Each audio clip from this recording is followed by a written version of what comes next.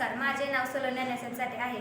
मी इयत्ता 9वीची विद्यार्थिनी असून नेवरे हायस्कूल नेवरे या शाळेची विद्यार्थिनी आहे.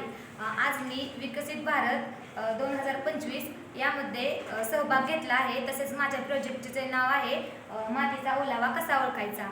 आता मातीचा ओलावा ओळखण्यासाठी सेन्सर नावाची गोष्ट मी शोधून काढली आहे. सेन्सर ही मुळातच गोष्ट अशी आहे जे प्रत्येक गोष्टीचे सिग्नल देण्यासाठी उपयुक्त असते.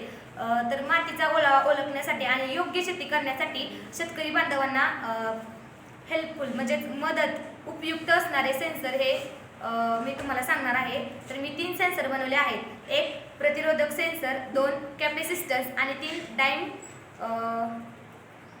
टाइम डोमेन रिफ्लेक्टोमेट्री हे सेन्सर 3 आहेत. त्यात प्रतिरोधक सेन्सर हे एक साधे व कमी खर्चाचे सेन्सर असून ते तापमान मोजते व कॅपॅसिटन्स हे सेन्सर जमिनीमध्ये होणाऱ्या ओलाव्यामुळे म्हणजे जमिनीत ओलावा असल्यामुळे जमिनीमध्ये विविध बदल घडून येतात त्याची माहिती कॅपॅसिटन्स हे सेन्सर देते.